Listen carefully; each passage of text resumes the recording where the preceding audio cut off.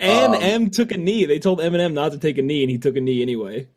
So that's another thing too. We're not talking about Eminem. We're talking about real like established rappers. Here we fucking go, dude. Here we fucking go.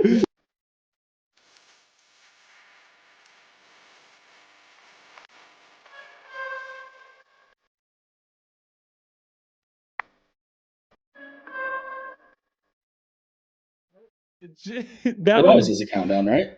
It's supposed to, but remember that one time it went from 5 down to I don't know, fucking forgot how to count. So I think the bit I'm gonna do is I'm just gonna keep saying, "Let me know when the show starts." Okay, I like that. That's a good I'm gonna bit. do it like 45 minutes in. I like that you're telegraphing your bit before we get going. So people can get ready for it. You know, like I make a super solid point, and I'll be like, "Yeah." And also, if you'll just let me know when the show starts, I'll say it again.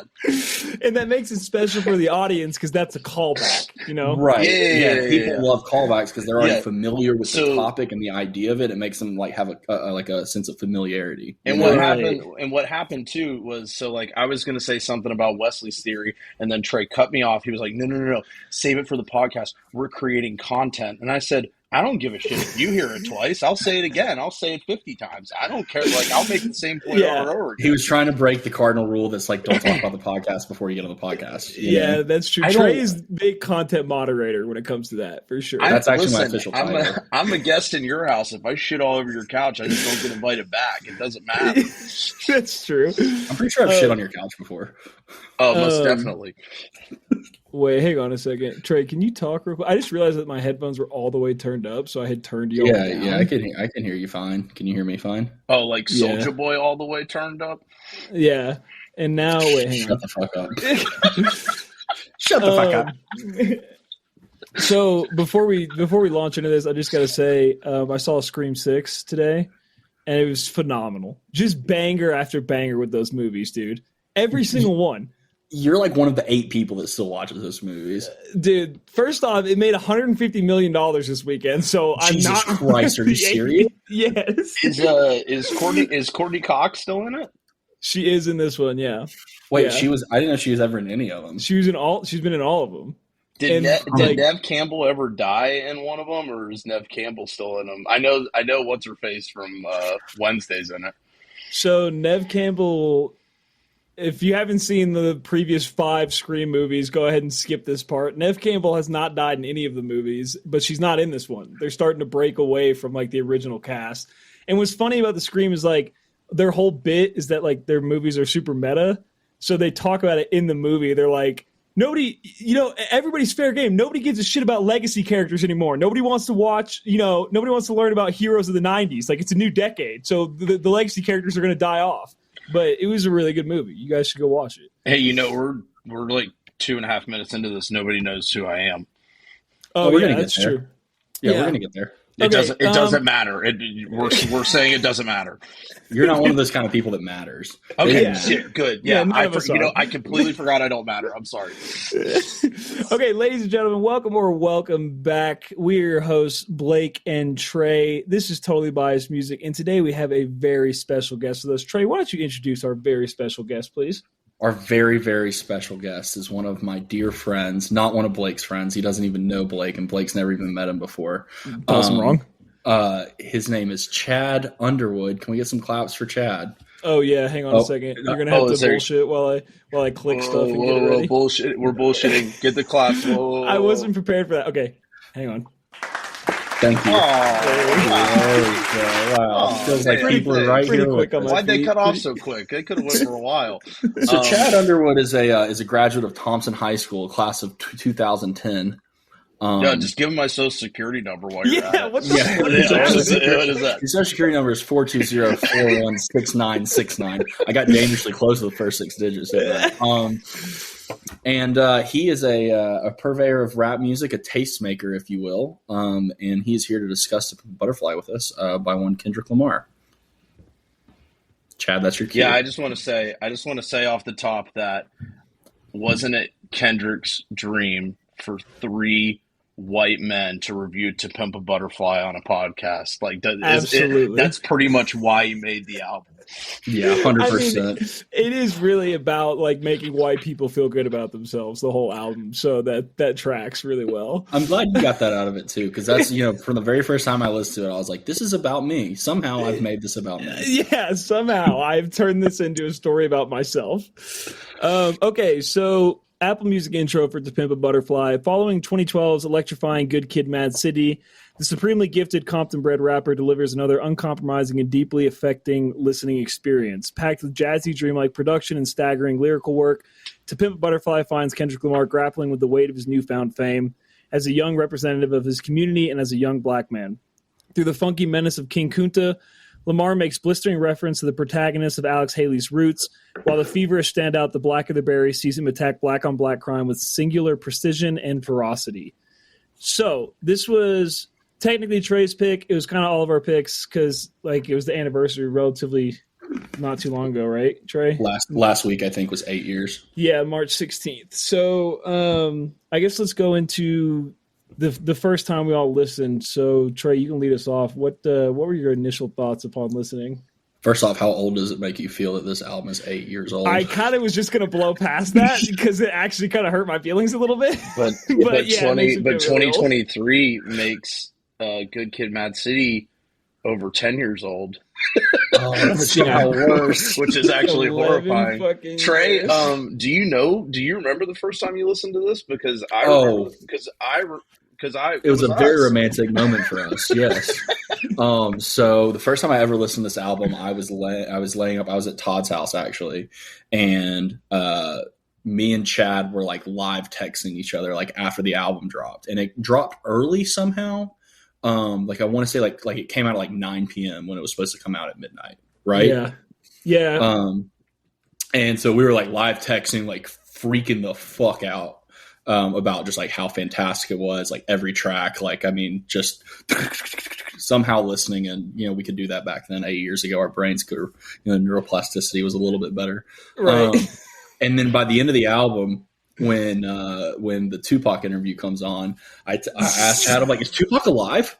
Like, yeah, we thought Tupac was alive. 100%. We thought Tupac was alive. We're like, there's a chance, because we never heard that interview before. I mean, it's not the most popular of Tupac interviews. I thought you guys were gonna brush over that and not bring it up. So I had it in the back pocket, ready to fucking go. But you have to understand, we're live listening to the album, so it's the first moment that we hear this.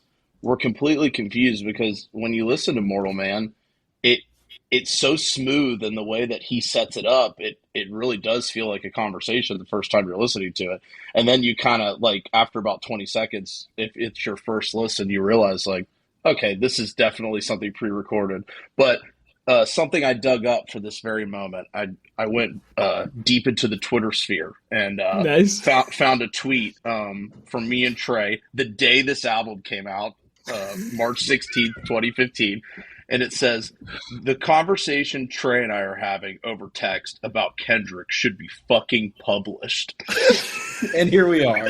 Essentially publishing back to making it about us, baby, since day one. Yep.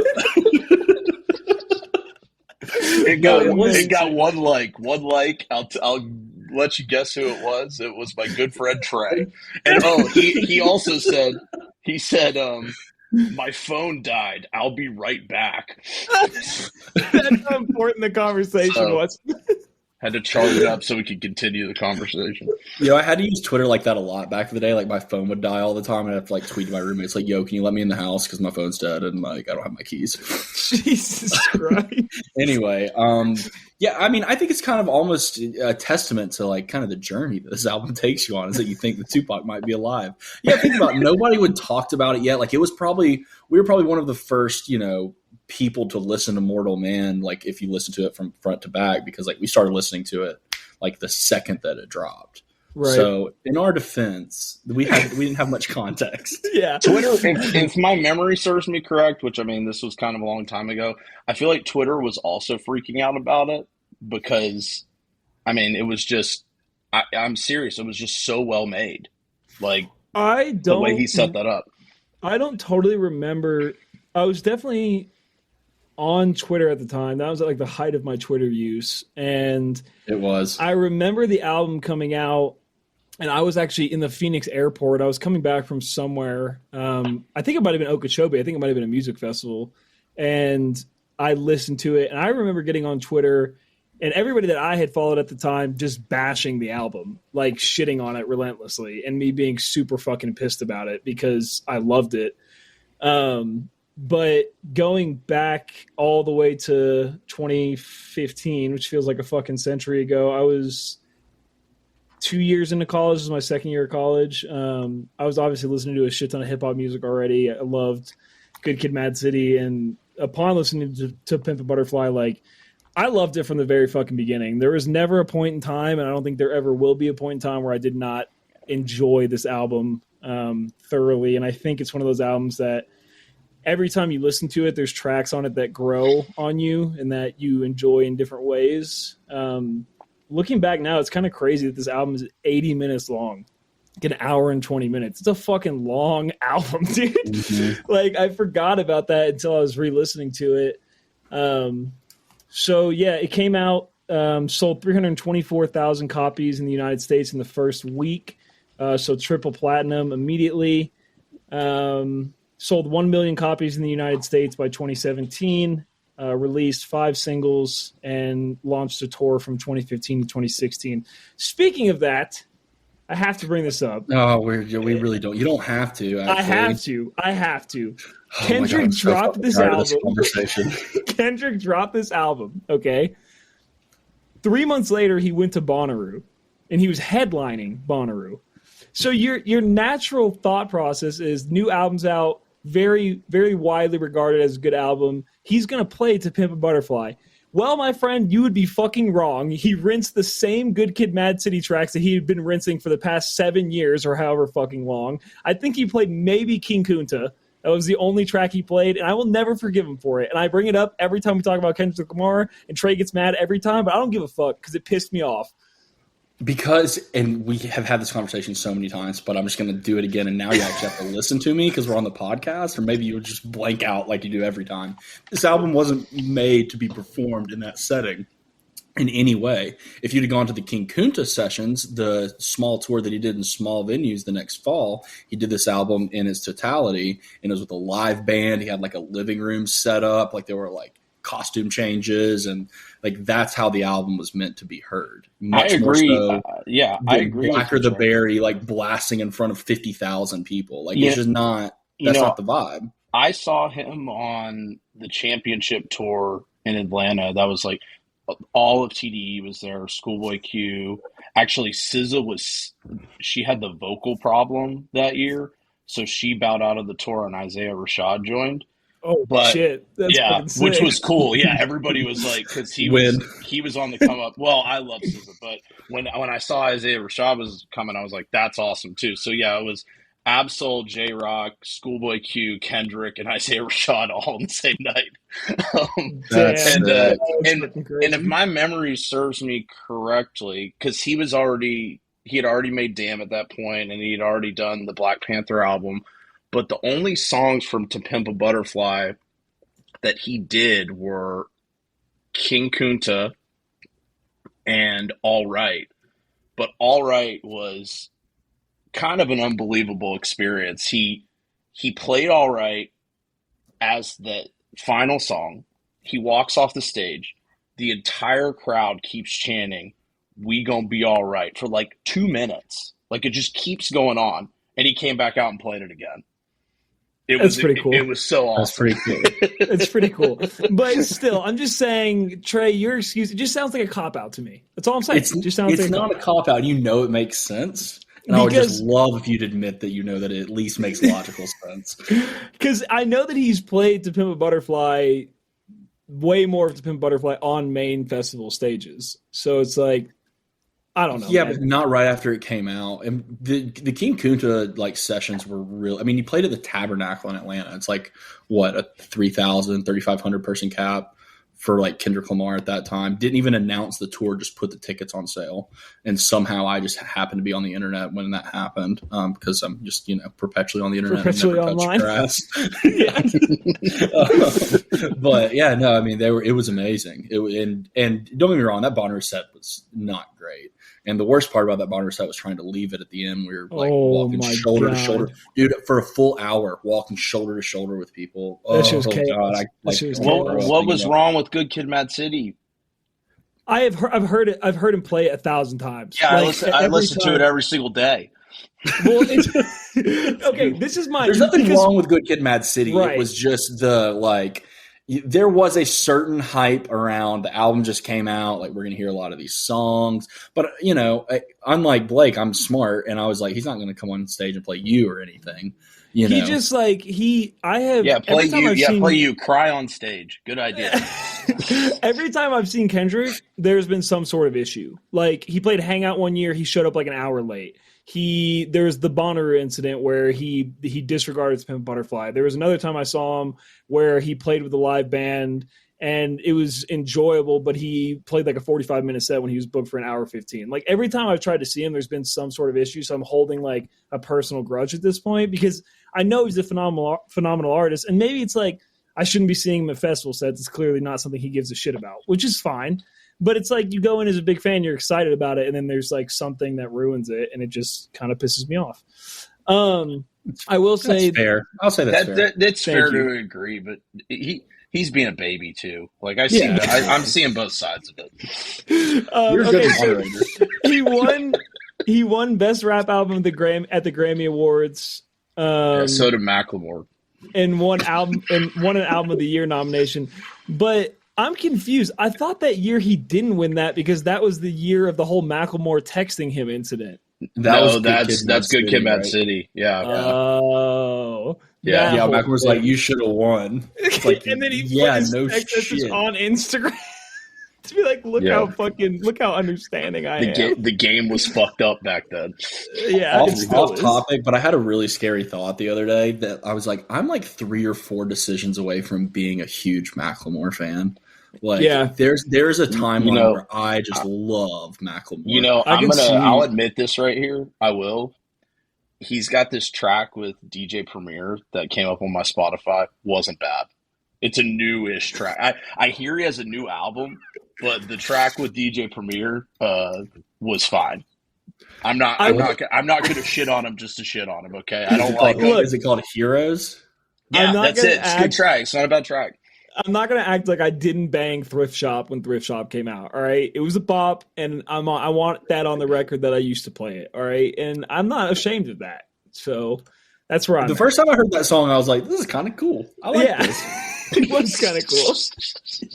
All right. He was Jack Harlow before he was Jack Harlow. This is disrespectful. We need to move. Okay, so let's get into the album, Trey. Lead us off. What are your top 3 tracks out of the 16 tracks on the album? First off, usually it's very hard to pick bottom 3 tracks, and that was also very hard in this instance. But picking 3 top tracks was extremely difficult.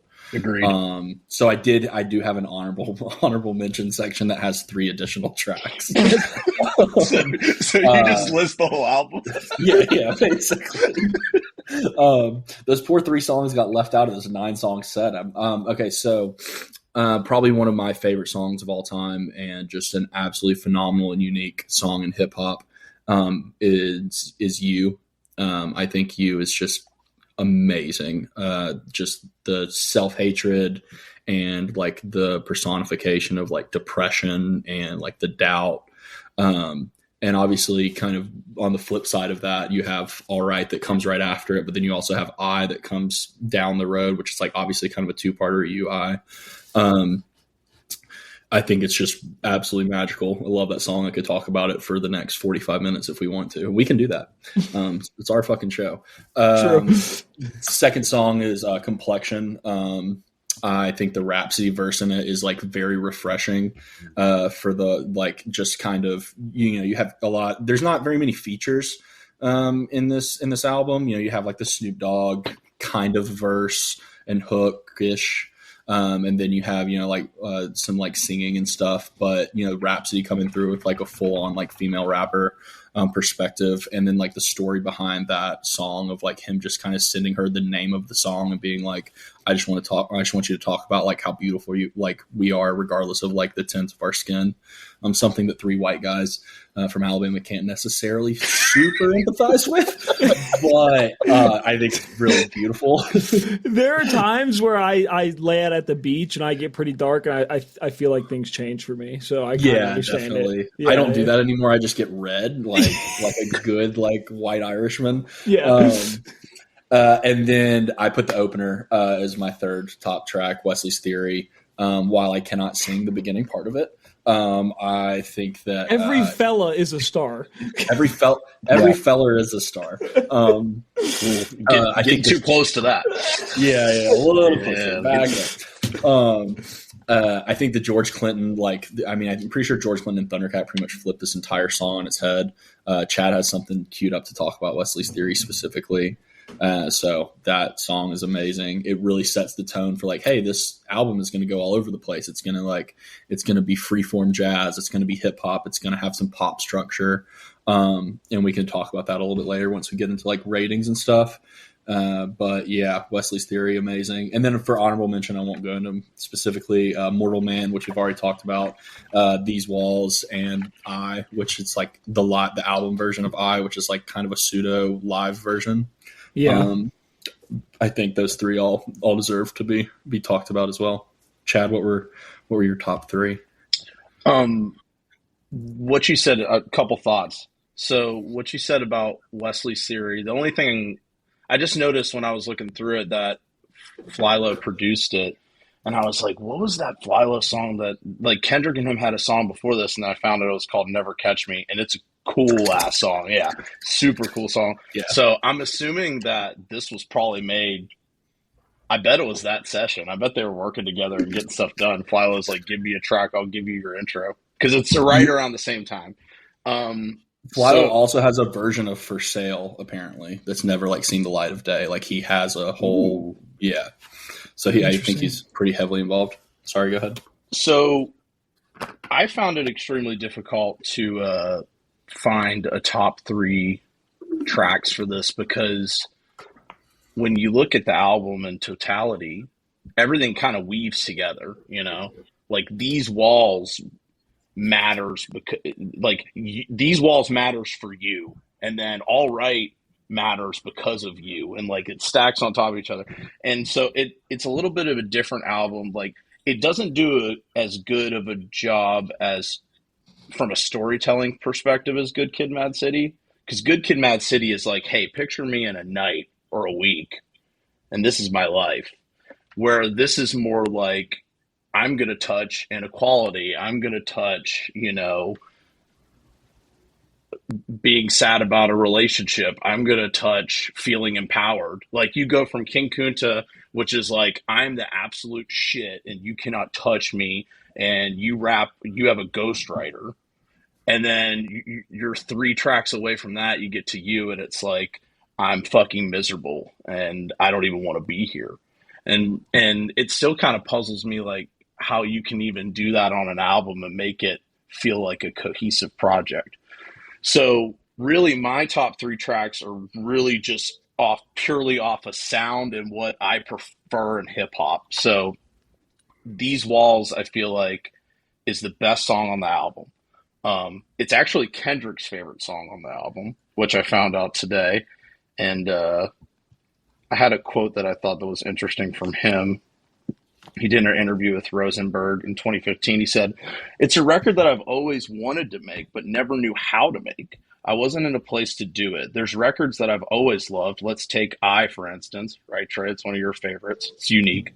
I would have never made that record 10 years ago or even 2 years ago. So it's the same thing with These Walls. I love this record. I've always loved records like these, but I didn't know how to make it, or better yet, I didn't know if I was ready to make it." And I think that's why it stands out, because it's a sound unlike anything else in his discography.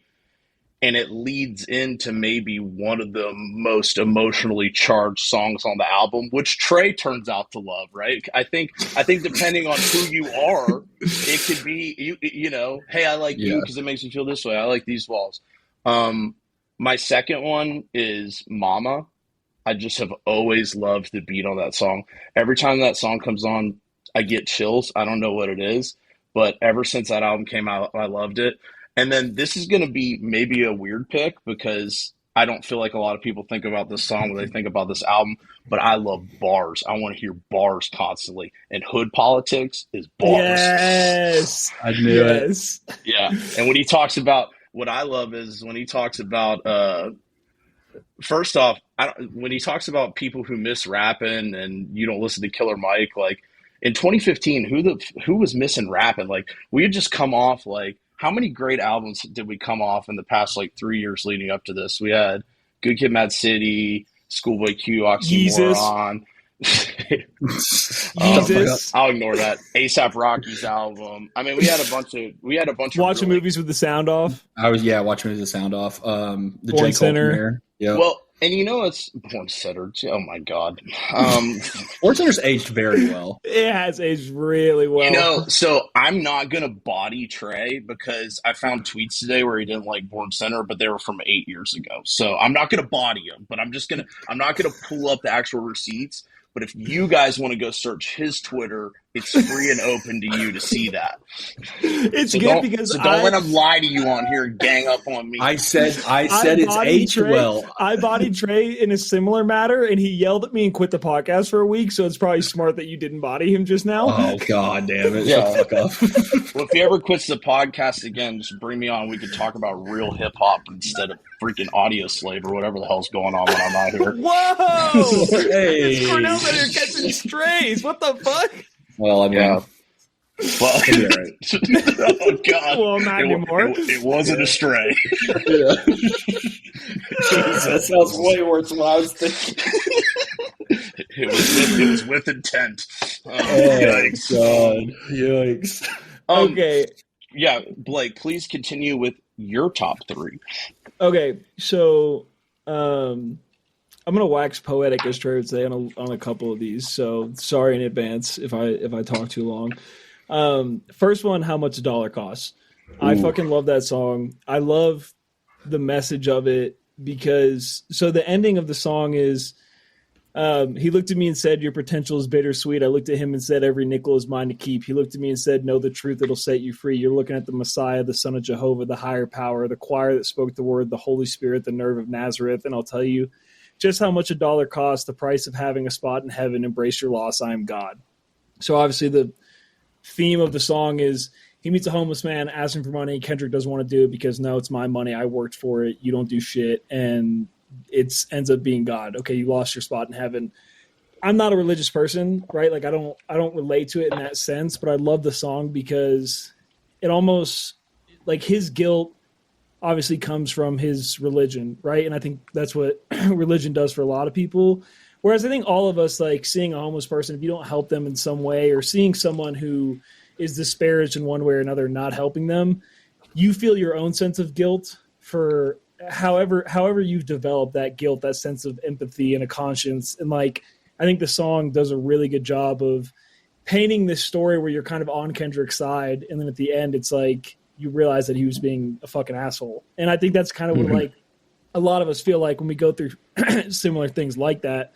And so I just love like that song, and I like the reveal at the end. Like I think it's just really well written and enjoyable to listen to. Second one, Hood Politics. Yes.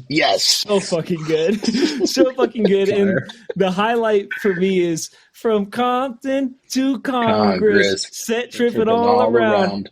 Ain't nothing new but a flu of new Democrats and Republicans. Red state versus blue state. Which one you governing? They give us guns and drugs, call us thugs, make it they promise to fuck with you. No condom, they fuck with you. Obama say what it do. That fucking line, dude, is so. Not only does he spit it so masterfully in the way that he like flows in that song, but this to me, like he covers a lot of the album, like you talked about, Chad. But like this is kind of why it's the running joke of why like white people love it so much, because like he's throwing shit in our faces that I think a lot of white people had not heard or been involved in or cared about, and now he's rapping on it. Now they're acting like, oh, this is important, we need to talk about this. And it's like, you can tell for him, this is what he grew up in, this is what he's had to deal with, right? Like, we know about how the government, red or blue governments, how they treat minorities, Black Americans, what they've done over the course of our country. And to hear him talk about it in this way, like the song is like fun, it's upbeat and it's enjoyable, but he's talking about something extremely serious. And it's just like, it's cool that he can do that. And I know that like us three talking about this is kind of the antithesis of like what the album is, but it's also cool because it brings to light a conversation that I think a lot of people were not having at this time, right? Especially kids my age who were going into college at this time, or maybe at the end of high school, that grew up in the South and grew up in suburbs. Like, they may not know the reality of those situations. So for him to bring them up the way that he did, I thought was really cool. So that's my number two. And I think it's also, kind of important to point out this is like a pre-Donald Trump America where like we could kind of have these conversations and like be, you're allowed to be mad at everybody. It also, after Donald Trump comes through, you're not like it's an entirely different feel to be able to be mad at the government as a whole. Yeah. You know and what I mean? it also predates like the prevalence of Black Lives Matter. Like, think about, it's kind of hard to remember a world where that wasn't considered a worthy cause to everyone, right? And then for a song off of this to become, All Right, to essentially become the anthem of that, if you look up things about All Right, that's the anthem of a movement. I mean, he gets shot by the police in the video.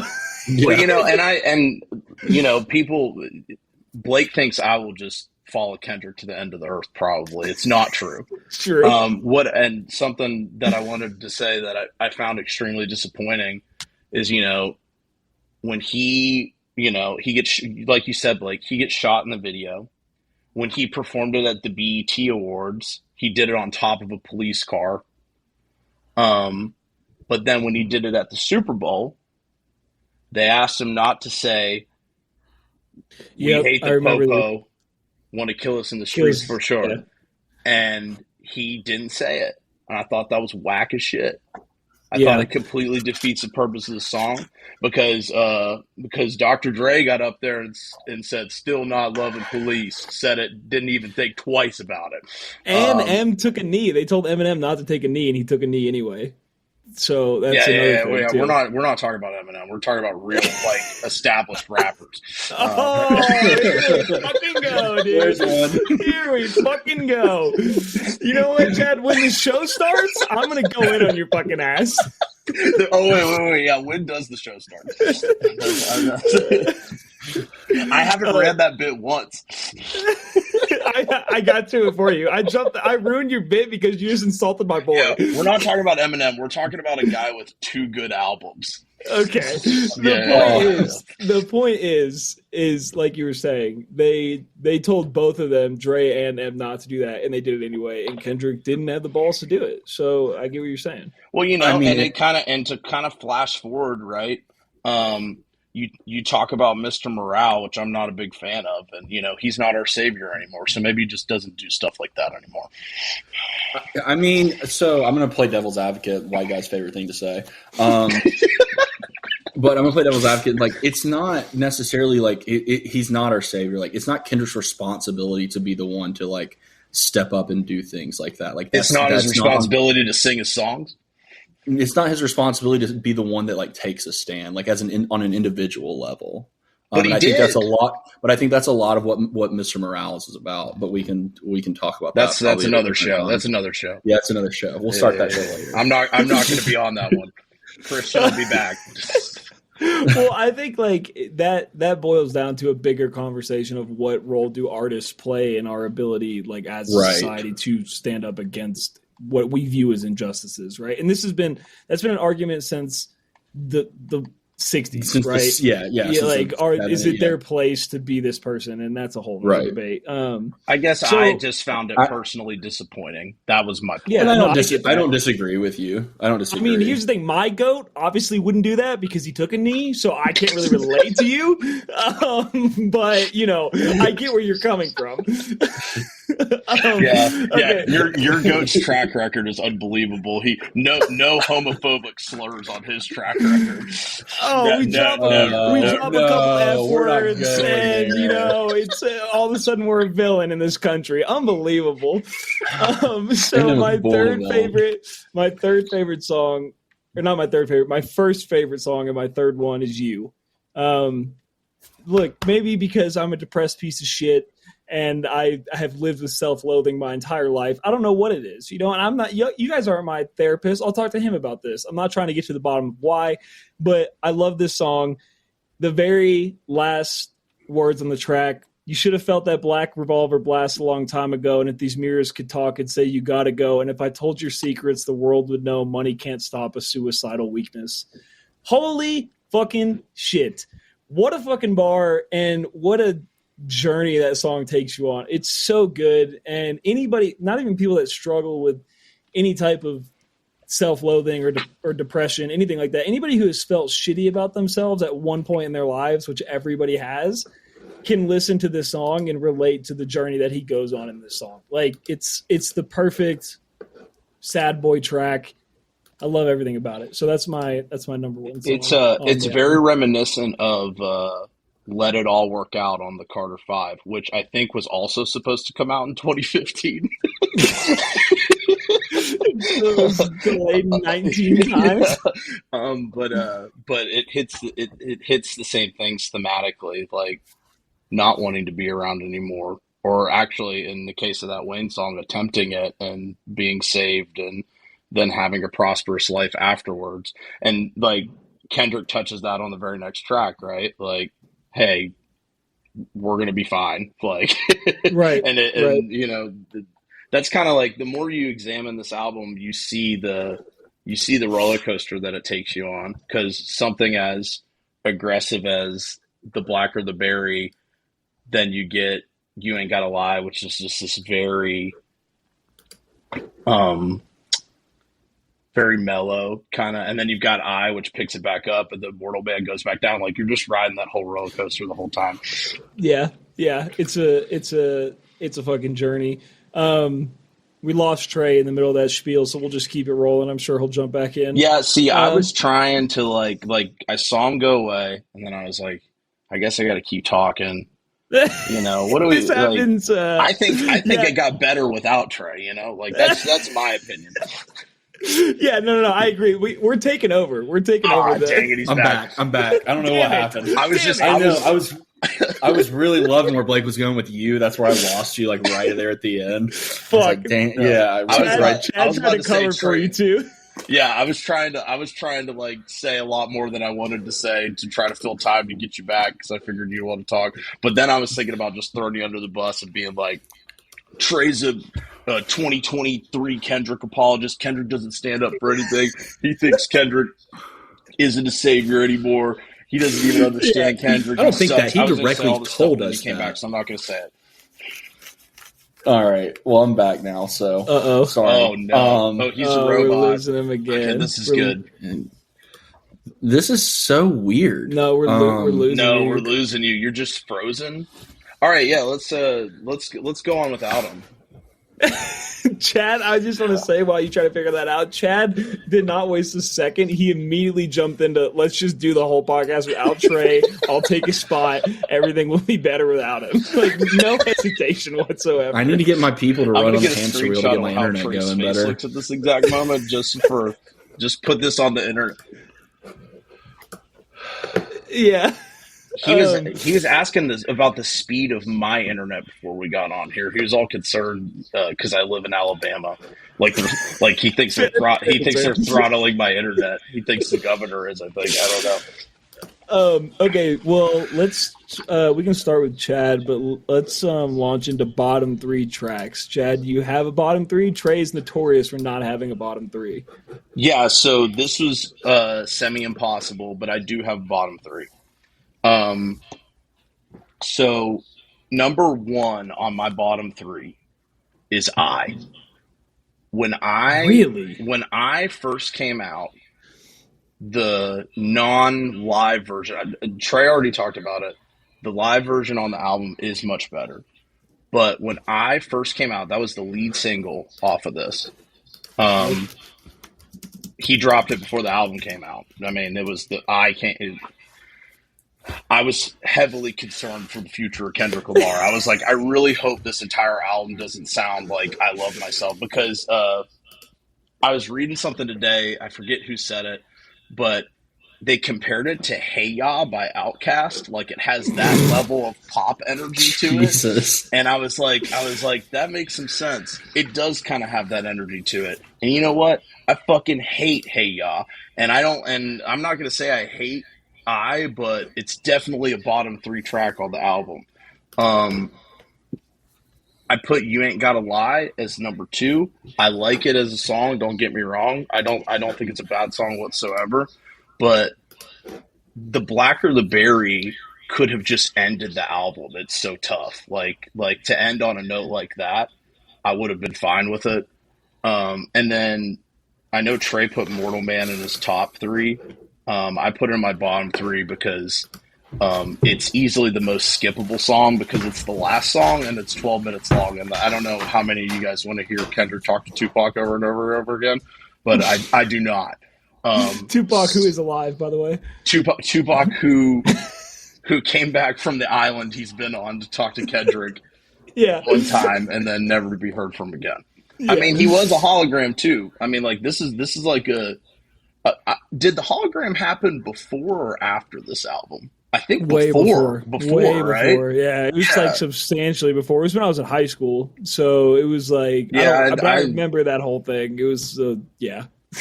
Yeah. So I mean, Tupac was alive that night. Why couldn't he be alive on Very true. To Pimp a Butterfly? Yeah, that's very fair. All right, so bottom three for you. What do you got, Blake? Okay, so I am not a huge fan of Institutionalized with Snoop on it. I don't know. It like going from King Kunta into Institutionalized, it really kills my fucking vibe. Like, I was listening to the album earlier and just those tracks back to back, I just don't. I'm going to play it for myself real quick. I really enjoy the beat, but I don't like what he's doing in the beginning. Like, when he starts rapping, I don't like Snoop's feature. I just don't like a lot about the song. So that was a big thing for me. So that one's down there in the bottom. Mama. Oh, God. Mama's okay. Here's the thing. I'm ignoring interludes, right? So I'm not doing for sale and I'm not doing for free, which I would like to do. A cop out. I thought that would be a cop. Well, how would you do for free? For free is like the best interlude ever, though. That's a good. This dick ain't free. No. That should be one of your top three. So I don't love Mama, and again, I don't like. They're not personal gripes I have with it to the point where like I skip them or anything to that nature. They're just on the bottom. When the rest of the album is as stacked as it is, it's hard to put songs in the bottom like this. But then Mortal Man, like same reason you said. I don't want to sit and listen to a 12-minute exitlude, essentially. It's not really what I'm about. I mean, I enjoy it in the context of the album. It makes sense. It is cool, like the conversation quote unquote they're having and how it rounds off the album, which I really enjoy. But yeah, like 12 minutes for any song, unless it's a Fish song, like I'm not really into it. Hey. I will say this. I want to backtrack. This version of I was very close to being in my top three. I love this version of I on the album so fucking much. I think it's a great song. And I understood people's gripes because the original I, the single version, I don't fucking like. Yeah, I don't like I it just either. don't like it. Like Agreed. it's poppy, it's campy, as Trey would say. I don't fucking like it. And like same thing with you. When that came out, I was like, dude, like, is the album gonna be like this, man? Like, don't put me through this. Nuts. And I appreciate this version more. I love like the interrupting he's doing with himself throughout it, where he's like talking to the crowd and shit. And like, I know you guys said it's a live album or it's a live version, but it's not actually a live version, right? I think Didn't it's he- made. I think it's made to seem like it's live. Right. He's like, Yeah. like he does in the studio and adds shit after, I think. 'Cause Yeah. that's what it sounds like. So I love this version of and I definitely get your gripes with the song in general, but this version's really fucking cool to me. And I love the spiel he goes on at the end, which is really cool to me. But yeah, so those are my bottom three. I should have thrown I in my honorable mention, but I forgot about it. And I think we stalled long enough to get Trey back. So Can you all Yeah, hear me? Trey. Am I back? Trey. Last time you were here, you sounded a little Daft Punky, and we're not reviewing random access memories. So maybe get your internet together. yet. Okay, cool. No, it's really annoying, honestly, because I sit in fucking Zoom meetings all day long. There's not a single glitch when I'm talking about metrics and KPIs and But here we are, me trying to do something I actually love. And Can somebody let Trey know that the show started? are we There live? it is. There it is. So, all right. So we're on to my bottom three, right? I heard all of y'all's, by the way.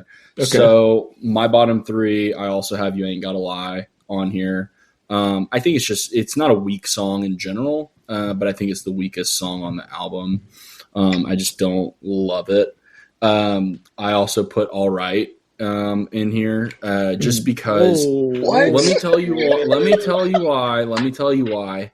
It's the same reason that, listen, you got to pick three because I've decided I'm going to do it. I'm going to rip the Band-Aid off. I didn't want to pick either of these other two. All right. I do that just for you. I appreciate that. And the only reason I put "All Right" is just because of the fact that it was played everywhere all the time. Yeah, because of a movement. Yeah, I knew that. After we said that earlier, I was like, I'm going to get fucked for this. Yeah.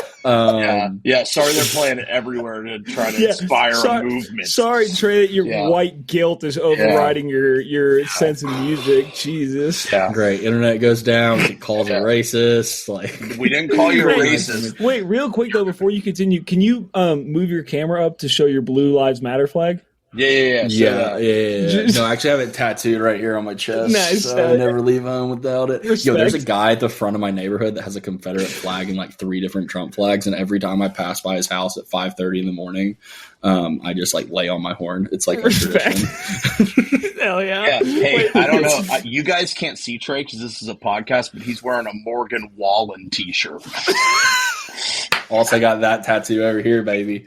Wait, before you continue, I just have to say, I went to a bar the other day. Like, I tried a new bar to watch March Madness. We get to the bar, my friend and I, and we order a pitcher, and we, like, pour our beers, whatever. I look up, fucking thin blue line flag hanging from the rafters, and then in the background, "Don't California my Colorado." I was like, oh, yeah, I'm right at home, baby. Were you like, I hate to tell you this, buddy, but your Colorado's been California. Yeah. Exactly. Big time. You're about 10 20 years ago. late on that. And then my last bottom track, which I really, really like the song, so this was difficult, was "Mama." Oh my God. I know. You guys both did it. You guys are both stupid. Well, okay, so here's why I picked "Mama." It's kind of in the same way what you're talking about, like with "These Walls" and "You" and "All Right," or like "Institutionalized," "These Walls," "You," like kind of that roller coaster that you're talking about. I feel like "Mama" doesn't necessarily contribute in that way or benefit from "For Sale" or like contribute directly to hood politics. So that was, but the song itself is amazing. On any other album, it'd probably be a top 3 song. Yeah, it's impossible to do. You're not an idiot. It's impossible. Blake's an idiot. You're not an idiot. Okay, I'll take it back. Wait, why is Blake an idiot? The whole Eminem thing. It broke the gotcha. Yeah. So those are my bottom 3. Seems like my internet's back, so that's good. That's good. Dude, that's sick, dude. That is Yeah. really sick. I do want to say 3 Diamond Records, by the way. Just wanted to throw that in there for Eminem. 3 Diamond Records. Okay. There's lots of white people. A lot of white people. He's not wrong. That is just from a numbers perspective. Yeah. Before we go into overall ratings, something that we haven't talked about throughout for the whole piece is the poem that is like, slowly like let through the album, which I think is a really cool like narrative device. Mm-hmm.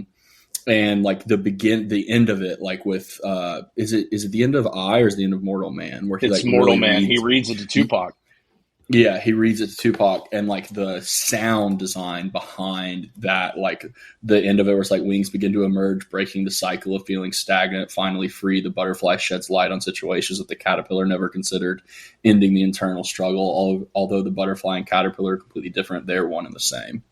I think it's just absolutely beautiful, and could be just like its own song, like not just that part, like the poem in general. Yeah. And obviously this album is a lot about like Kendrick's struggle and like the struggle of black men and black women in America. But I think like if you really dive into this album a little bit deeper, like it's just about the human struggle in general, or you can perceive it that way. Everyone perceives art differently.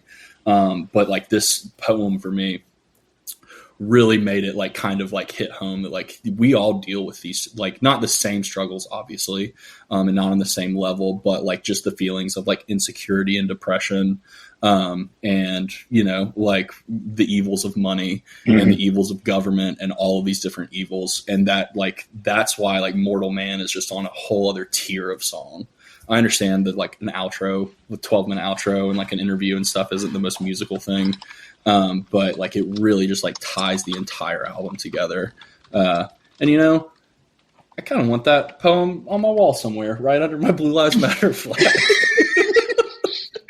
Well, I think to me, like the more of what he's talking about, or at least what I have always taken from it, is what people that grow up in poverty, what they face. And obviously there are racial undertones because America has constructed a system where black people are forced into poverty more than white people, right? Like I think everybody can agree to that. But like to me, it's about how when somebody from poverty comes out of poverty, how their community looks on them. And Kendrick, the whole album talks a lot about dealing with the fact that he came from a poverty-stricken area, and for him, a lot of it was due to racial biases in this country. But to get out of that and be successful, there are always going to be people from that community and from that life that look down upon you in some way. And then you as a person are going to struggle with how to deal with that, right? Like, do you want to be the rich person?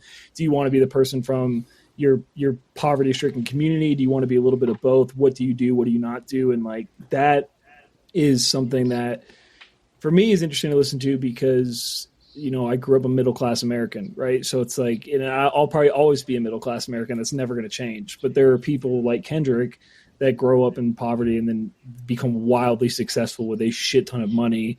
And they have this battle of, well, how do I balance where I came from with where I am now?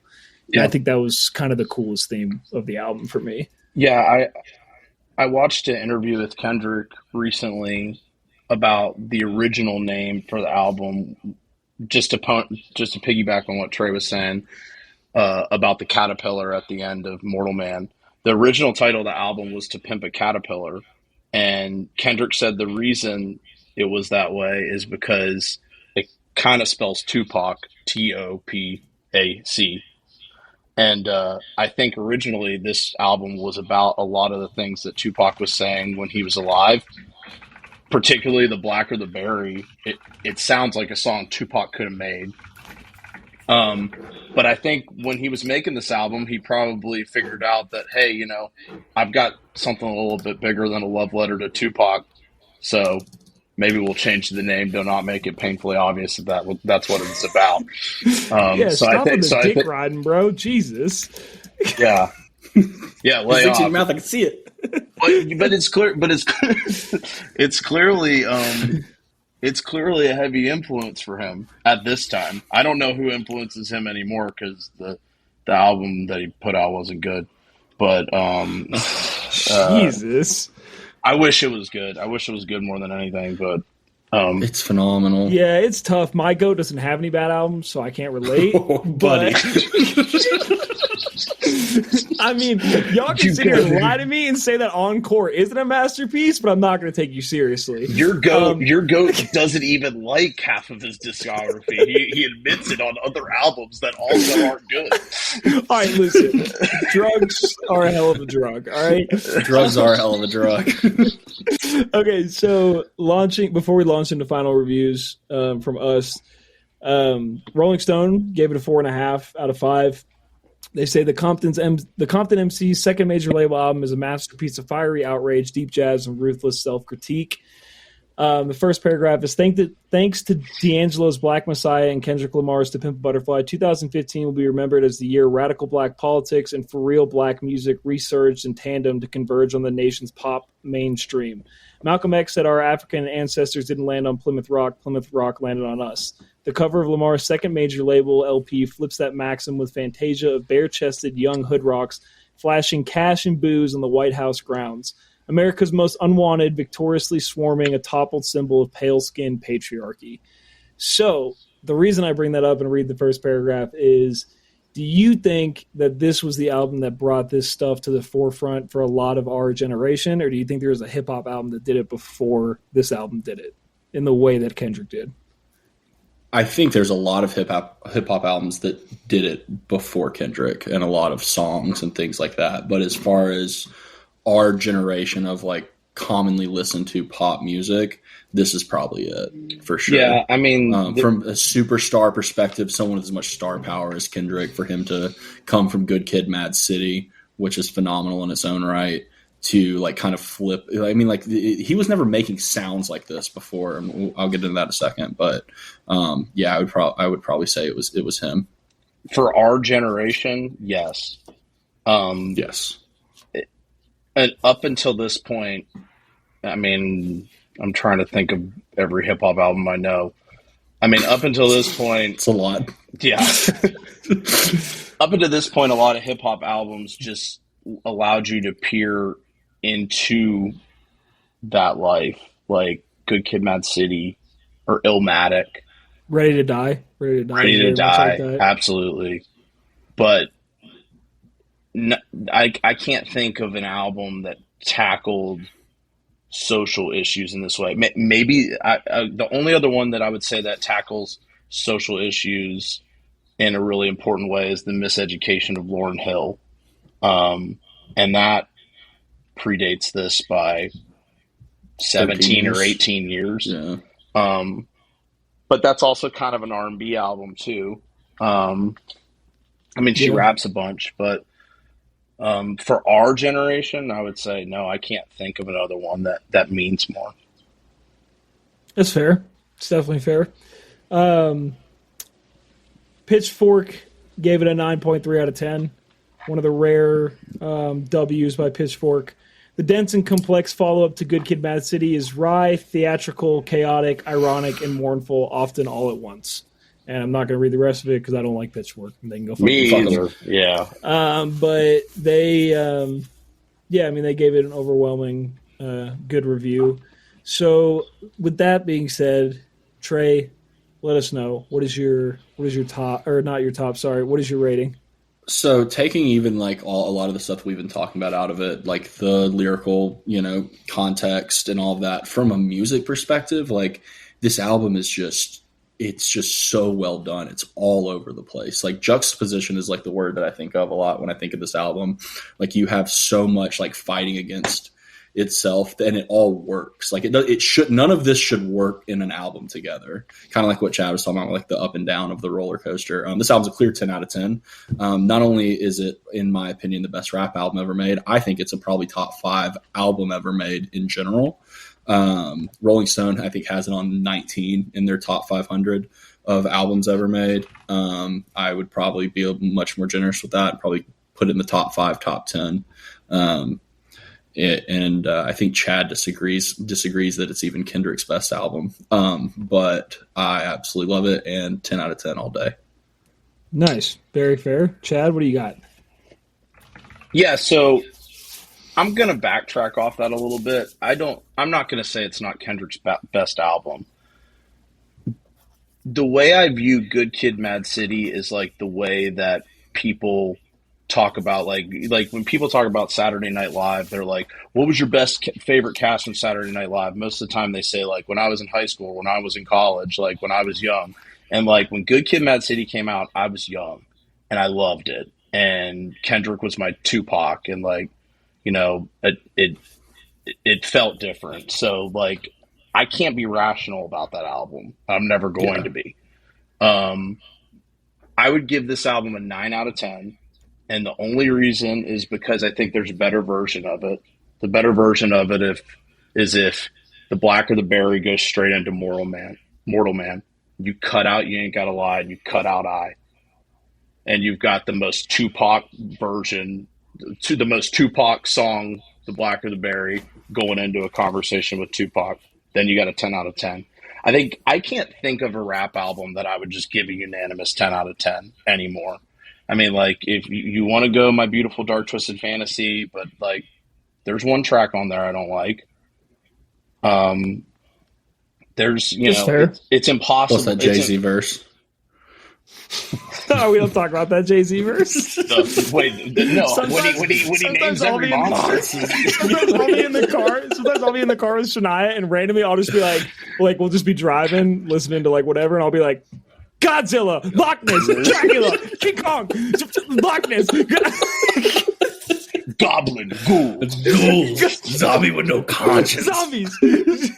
First off, a zombie inherently has no conscience, so like that's kind of derivative. But I mean, the point I'm trying to make is like I don't know if I can give anything a 10 out of 10. This is as close as it gets. Like there's one song I'm not a big fan of. I'm not even saying You Ain't Gotta Lie should be cut because it's a bad song. It doesn't fit if you're going to make that version of the album, so you just cut it out. I don't see anywhere else you could place it in that makes sense. So that's why it's a 9 out of 10 for me, but I'm not going to argue with it being one of the best rap albums ever. It is top 5 for sure for me. And it just kind of speaks to Kendrick's greatness because, I mean, all I listen to is hip hop and R&B for the most part, and he's got 2 of my top 5 ever. It's what makes Mr. Morale so disappointing. That's why I keep saying that just to piss Trey off. Will you guys let me know when the show starts? Yeah, I'll let you know when the show starts. I will say I have long said I think the 2 greatest albums of all time, undisputed, are The Wall by Pink Floyd is the first album, and the second album is My Beautiful Dark Twisted Fantasy. So those albums are 10 out of 10s for me. And I will never change my mind on that. And I will never love an album more than I love The Wall. But with that being said, the first time I listened to Pimp A Butterfly, every time I've listened to it afterwards, and probably every time I will ever listen to it, I love this album. It's a fucking 10 out of 10 for me. It's amazing. The themes that he tackles are complex. They're beautiful in the way that he does it. The musical aspect of it is amazing. The lyricism is phenomenal. I like that it makes you question things. I like that you can fucking bop around to it. I like that there's heavy songs that I'm sure transition well live. I don't know. He's never played them live for me. But I think that just everything about this album is so unique and powerful in its own way. And I don't know. There's not a hip-hop album a lot of hip-hop albums that I love the way that I love this one. Good Kid, Mad City is phenomenal. And Good Kid, Mad City has grown on me exponentially. I wasn't a huge fan of it when I was younger. Now that I listen to it, I mean, I don't think there's a song on there that I skip. I do think this album's a lot better, and I probably will always think that. So I'm landing on a 10. The thing that tells it all here is if you look at the other albums that were released in 2015, the notables. I got the notables. Summertime '06 by Vince Staples. If you're reading this, it's too late. Probably Drake's best album. Whoa, I like that album. Trey, you can't talk to Trey about it though. It's honestly, if you like Drake, it's probably his best album. DS2 by Future. I love Dirty Sprite 2 though. Yeah. Good AM, Mac Miller, one of his best albums. Action Bronson, Mr. Wonderful. and Cherry Bomb by Tyler, the Creator. Those are the notables for 2015 for me, as far as rap albums. And if you mentioned them in the same breath as To Pimp a Butterfly in any other way, despite them all sharing a year, it would be an absolute insult to the album. It would be. I mean, I don't. Good AM. It's hard for me to say that, but I don't necessarily disagree with you. Yeah, you just love Mac Miller, and I get it, but it's but there's no other album in the entire year. I mean, how many years in hip hop have we had? You know, oh man, this year's so great. We got this, and that. Like, how many years can you think of where it's like this album is untouchable compared to anything else that was put out by anyone ever? It's tough. I mean, 2013 is up there with like phenomenal releases, but I don't think any one of them pulls away from the others. You know? Yeah, I would be surprised if you. I would be surprised if you could find an album that has that's further ahead in this race than To Pimp a Butterfly is from the rest of the year. Do you want to know what won album of the year over To Pimp a Butterfly? 1989 by Taylor Swift. One album of the year. Won the Grammy of the year. Respect. Well, I've been saying fuck the Grammys for a long time. Most people that talk to me, I think we all have. I think fuck the Grammys, but there's still a certain like, I mean, album of the year is such a huge deal. You know what I mean? And like, there should be weight behind it, even if there's not. So it's still frustrating when this type of shit happens. I think hip hop will never be taken seriously by the Grammys ever. That's never going to happen. But I think hip hop albums being nominated for album of the year is substantial enough. Like, they should hold that to that it speaks to their credit. I started hating the Grammys. Chad's gonna love this. I started hating the Grammys when that Robert Plant album won over Recovery in 2011. That shit pissed me the fuck off. I will never forget it. Okay, I still remember it, and it pisses me off. 2011, you're a sophomore in high school, and right then and there, I was 15 years old. I was like, "Fuck these people! Fuck everything they've ever said! I'm never taking it seriously again." Incredible. Okay, so that wraps up To Pimp a Butterfly. Do you guys have any final thoughts, or should we move on to Rides or Dies?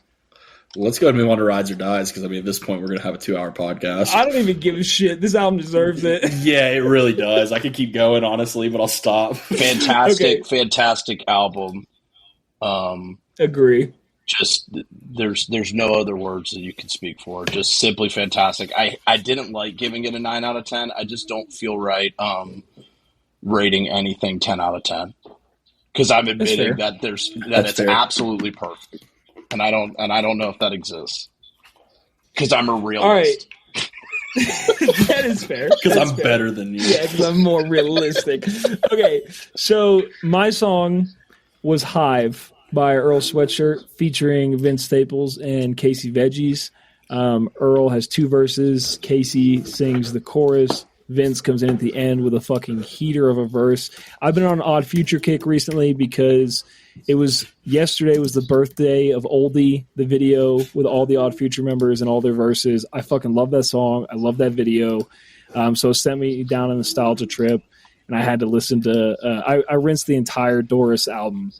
Nice. Back when Earl was good and relevant. So this was the song I picked off of, so I'm going to let it ride here for a second. Fish netted legs with a fucking scoop.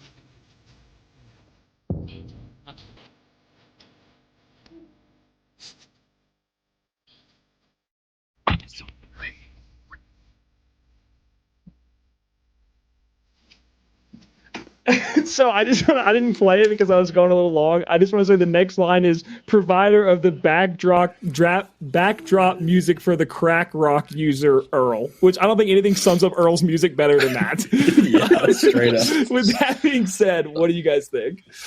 Okay, I'll go first. First off, this album rides. I remember buying this album at a Best Buy when I was driving down to go to a court appearance in Gulf Shores, Alabama.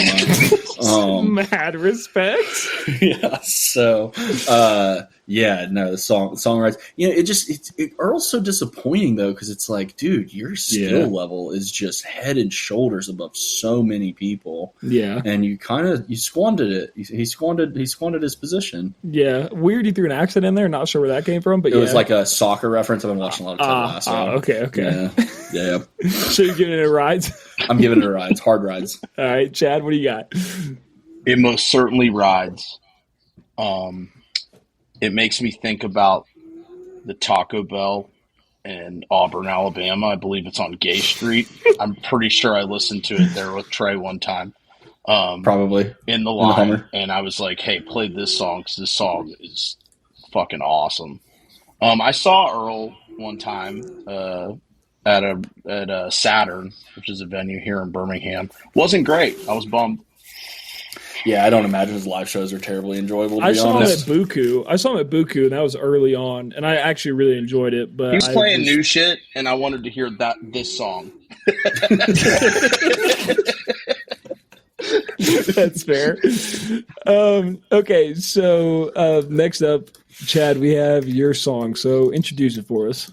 Yeah, so my song is Two Tens by Corday and Anderson .Paak. This is the second time I believe they've linked up. The other song is called RNP, and if you haven't heard RNP, it's also a banger. So 2 bangers for you. Go ahead and roll 2 tens for them. Okay. Last time.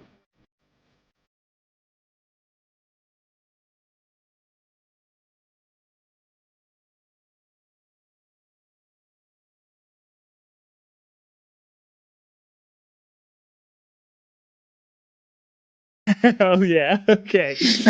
I'm gonna leave this off. I love Corday. Honestly, I really like that. What's that? Hold up. What's that Corday album that? The Forever, what is it? No, the Lost Boy. The Forever Story is Jid. Damn. Yeah. That's my 30s showing. Once your 30s start showing, damn. Fuck. I like the Lost Boy a lot. I think that album is really fucking good. So I don't listen to a ton of Corday, but I do like him, and I really enjoy this song. Obviously, Anderson .Paak, anytime he's on a track, it's great. One of the highlights, Anderson .Paak, for me is the song Giannis with Freddie Gibbs. Just got to throw that out there. That song fucking bangs. But for this song, it's a hard rides for me. Trey, what do you got? Also hard rides. The music video for the song, by the way, is absolutely hilarious. It's Corday and Anderson .Paak like doing exactly what they're talking about in the song, where they're like in the club, like debating whether or not to go after these girls or whatever, or like debating whether or not to have a wild night. You know, it reminds me of like, remember when you and I used to sing "Guilty Conscience" to each other? Yeah. That was very similar to our lives. We contemplate murdering people constantly. And, I walked into my trailer with my woman cheating on me many times. Yeah, and shot her and the guy she was cheating with. Yeah, and you tried to tell me not to, but I did it anyway. Yeah. Right. Yeah. So it reminds me of that like back and forth like conversational thing that happens sometimes in rap music. So really nice. And then my song, I'll just go right into it. Whoa. I hate to cut you off, but I just want to make it abundantly clear that if I bring a song to Ride or Dies, it rides. Simple as that. You know, I unanimously deciding for all of us. I honestly kind of don't disagree with him. He's going to come in with some heat. He's not going to miss. 100%. Trey doesn't get to just start his song. You just need to acknowledge the fact. And if you guys, if for the love of God, if you'll let me know when this starts, I'll stop talking all this shit. I'll act normal.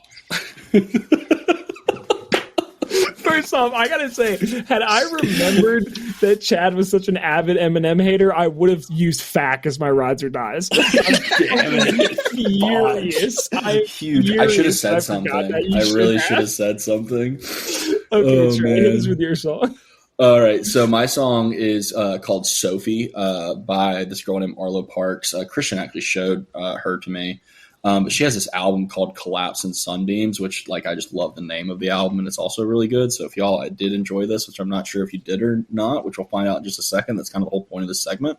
You should check it out. So run it a little bit further though, like maybe like 55 seconds in. Your vitamin, buy your nails and sell your Ritalin. I feel like the world is on its back.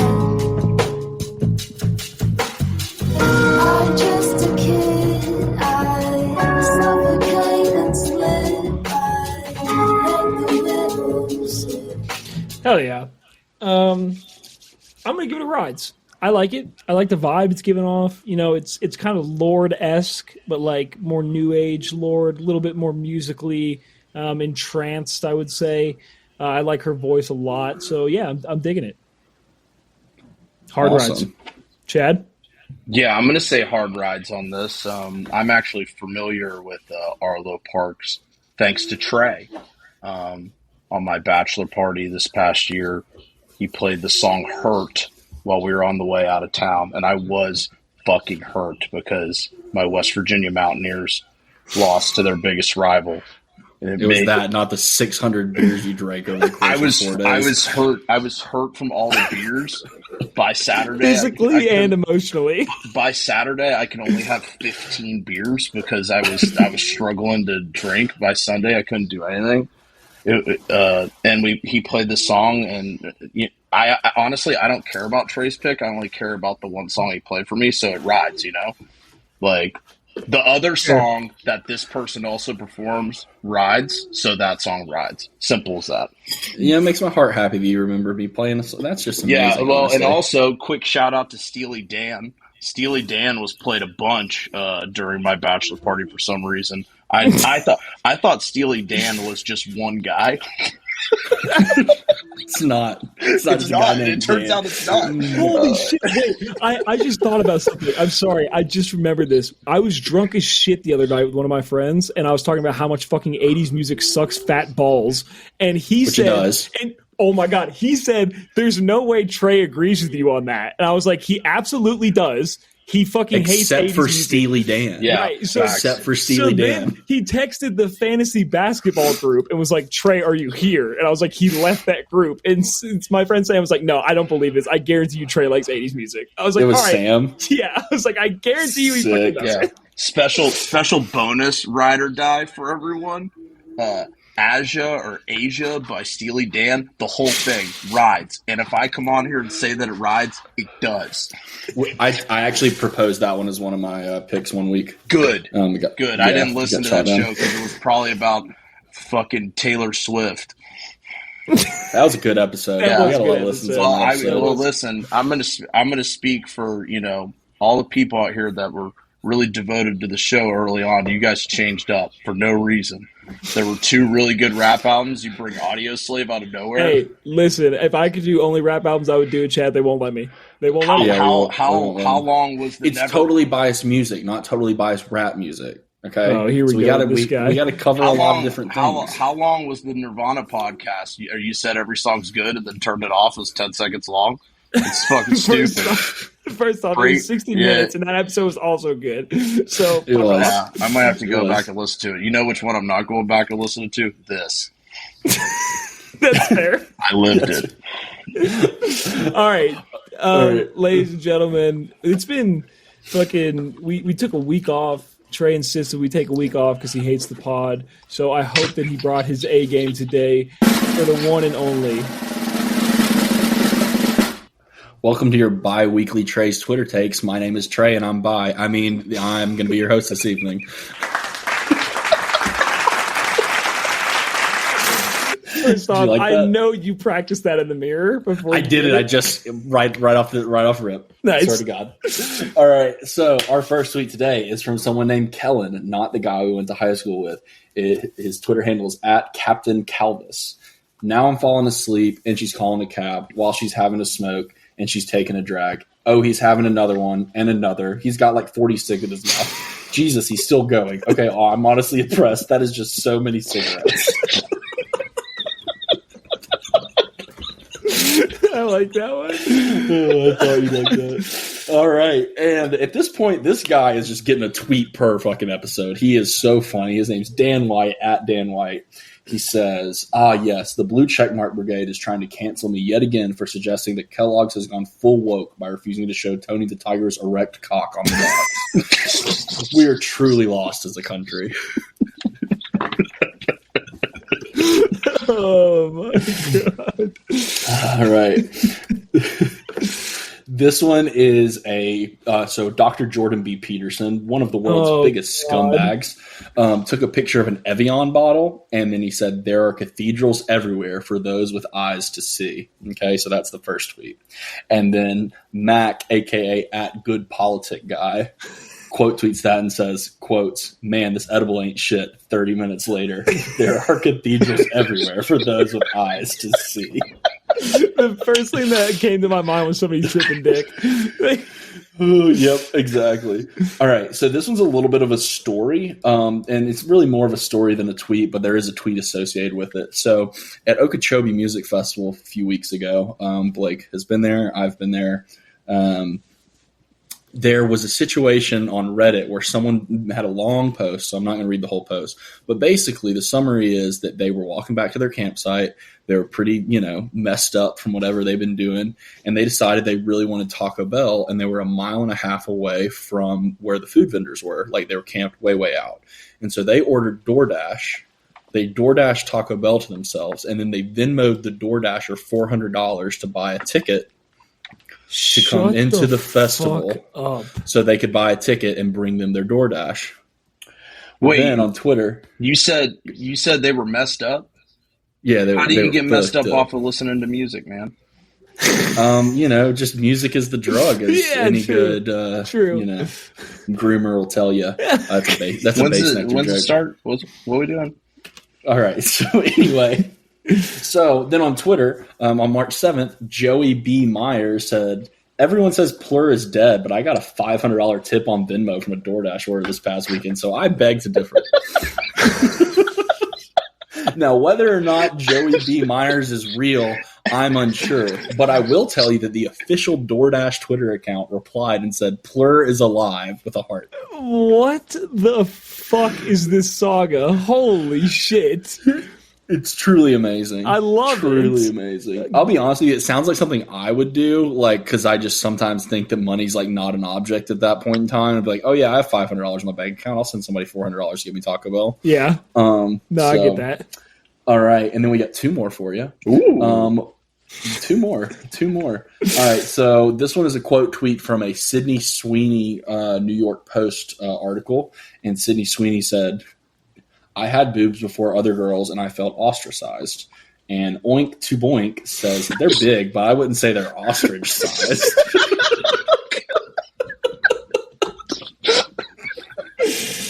God damn it. All right, and Chad, this one's just for you. There's a Twitter account me and Chad like to send tweets back and forth. It's called Shirts That Go Hard. I and love this is the a Twitter account. I love this is a shirt that Twitter goes hard. It's a T-shirt, and it says, "I got lockjaw doing graveyard shifts at the dick sucking factory, and all I got was lockjaw, as previously mentioned." It's probably the best account going. It's really good. It's amazing, dude. It's so good. I want every single one of the T-shirts. The thing is that it's so oddly specific that you're gonna end up running into one that one of your friends loves. You're like, "Yeah, this is Trey's weird shirt. Yeah, this is my other one." Like, it's a perfect Twitter account. It's truly amazing, and that's it. That wraps it up for Trey's Twitter by takes. I want to read his shirt that's also on that I saw the other day. So it's a girl wearing a shirt that says, "Yeah, I'm a bad bitch. Yeah, I'm a really horrible bitch. I'm a terrible person. I've done truly unforgivable things. In the desert, my secrets are buried. I will never see the light of heaven."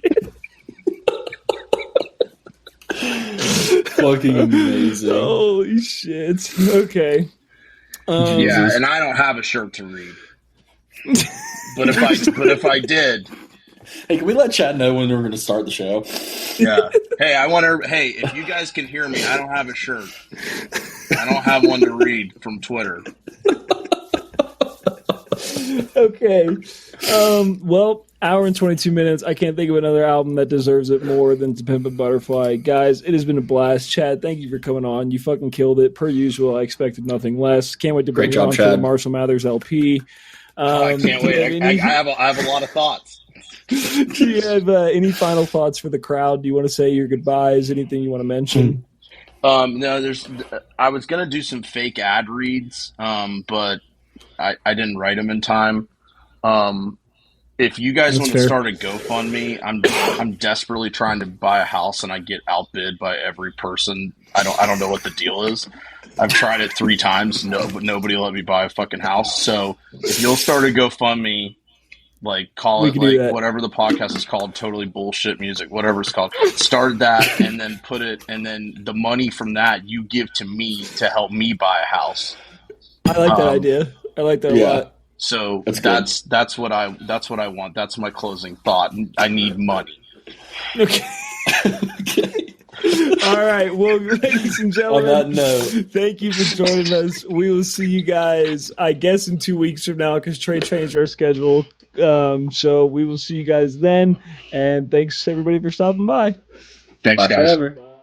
I want you looking at me. Tell me what you